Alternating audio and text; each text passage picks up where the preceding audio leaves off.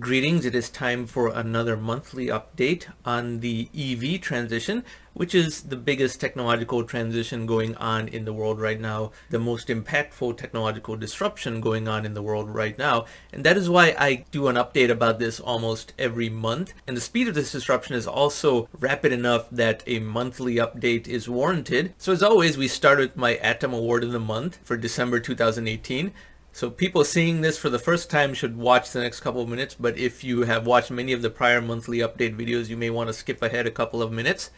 So I wrote this article in December of 2018 predicting that the EV electrical vehicle transition was going to be extremely rapid from this point. If you go down to images like this one, this was an image as of December 2018, and you could see how quickly the EV sales numbers were rising. Each of these months was the months of a respective year, as you can see in this lower legend over here, from 2010 all the way through 2018, and you can see this rapid rise.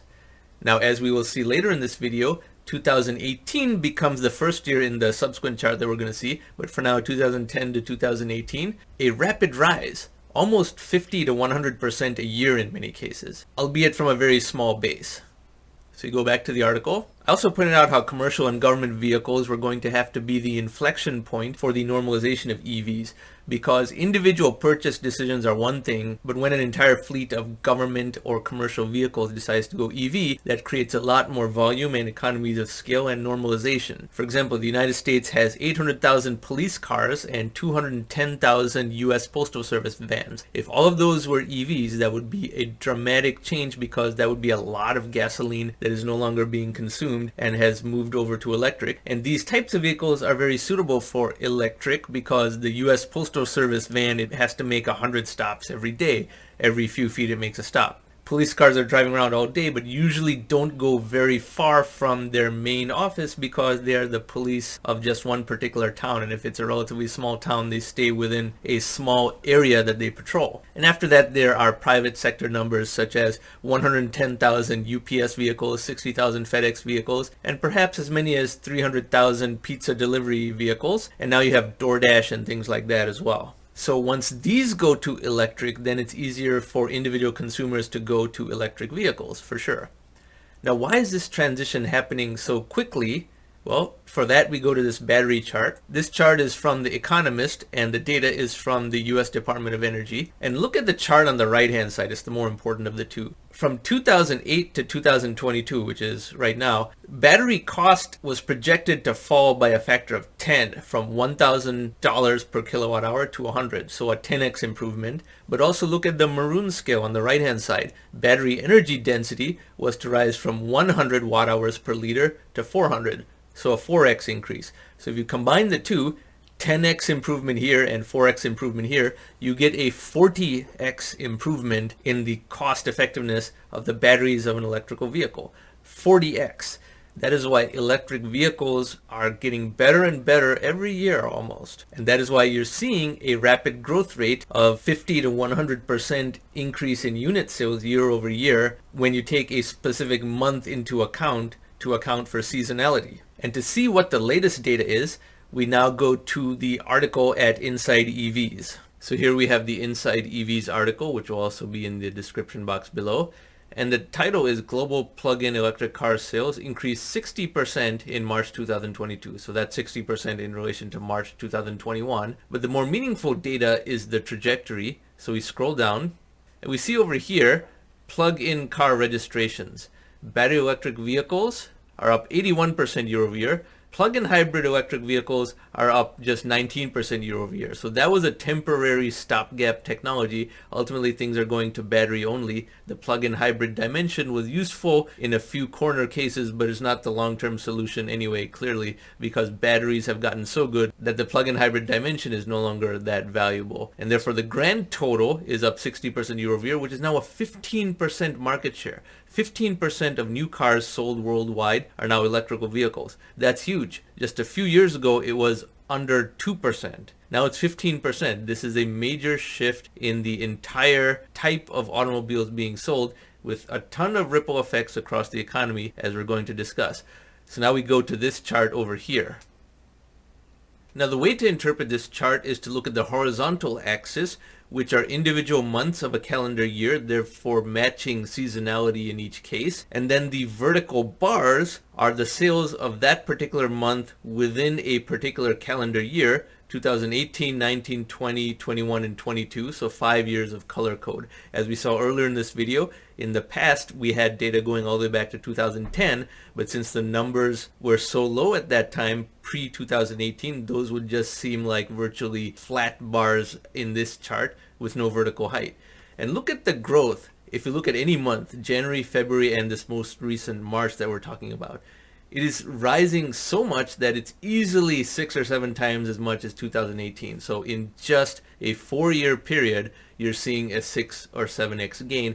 And that's why electrical vehicles are now 15% of new car sales, and we're very close to a shatter point. And we still have not even registered the data from the recent artificial spike in oil prices. The spike in oil prices, as I speak about on this channel, is due to a combination of 2 things. One is the Biden administration stopping domestic oil and natural gas production, thereby increasing prices domestically and worldwide, which then causes a petrostate like Russia to become emboldened and embark on wars that they've been wanting to do for a long time, but oil prices were not high enough to generate the revenues for them in which they felt bold enough to do that. Russia attacked Ukraine in 2014 as well, which was the last time oil was above $100 a barrel. Now that it's above $100 a barrel again, they are emboldened and can do that. However, they are hastening the demand destruction of oil even faster because you see EVs rising in sales volume very, very rapidly. And we are extremely close to a shatter point of this internal combustion engine economy. If you think about it, oil is a very limited technology because about 15% of all oil is consumed in just the extraction,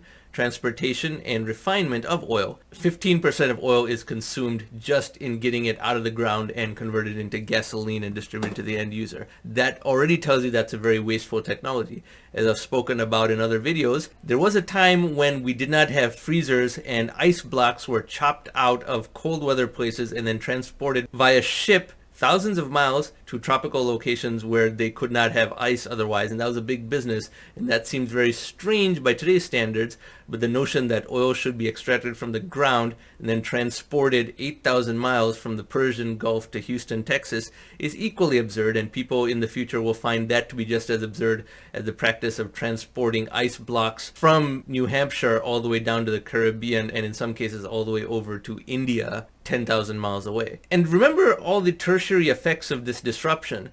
The amount of gas station land in the United States that is used for that purpose is huge. Even though the number of gas stations in the US has fallen by half relative to the 1980s, the remaining gas stations occupy prime land on high traffic street corners because they have to be proximate to the traffic. All that land could be freed up once gas stations start to shut down. And depending where you live, you already may be noticing gas stations shutting down. Now, within this 15% of new car sales being EVs, there's a lot of geographic variance. In the United States, it's still only 5% of new cars as electrical vehicles, although in places like California, it's 15% or more.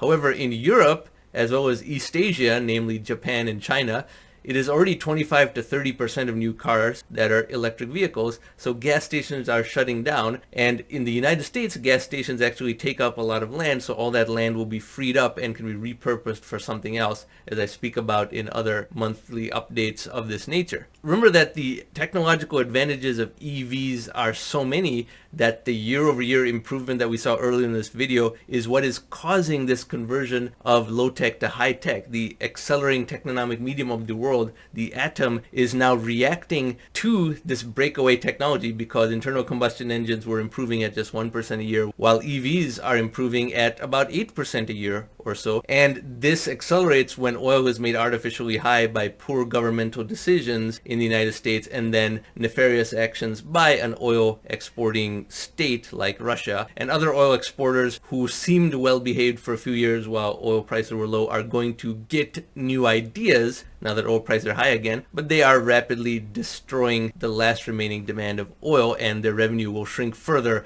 once oil falls again. Despite the stoppage of US oil and natural gas production, that only destroys demand sooner when oil prices are higher. So this disruption is extremely huge in implications, and that is why Tesla is a $1.1 trillion market cap company, despite selling a number of cars that is much smaller than the big internal combustion engine manufacturers that exist in the world today, because it represents a conversion of low tech to high tech. And the fact that one company is somewhat of a leader in this space means it does justify a huge valuation. It is in fact at the forefront of an atom disruption, and the closer you are to a true atom disruption, the greater your multiple in terms of valuation of company in relation to revenue can be. And we'll talk about that in other videos that get into the hard finance of high tech. So a lot of exciting topics to come on this channel, but this was the monthly update for March of 2022. And EV demand would even be higher, by the way, than it is now, except for the shortage of EV production, because the oil spike was something that a lot of EV manufacturers didn't forecast, and therefore there is a supply shortage of electric vehicles. But once production supply ramps up to match that, you will see a lot more EV sales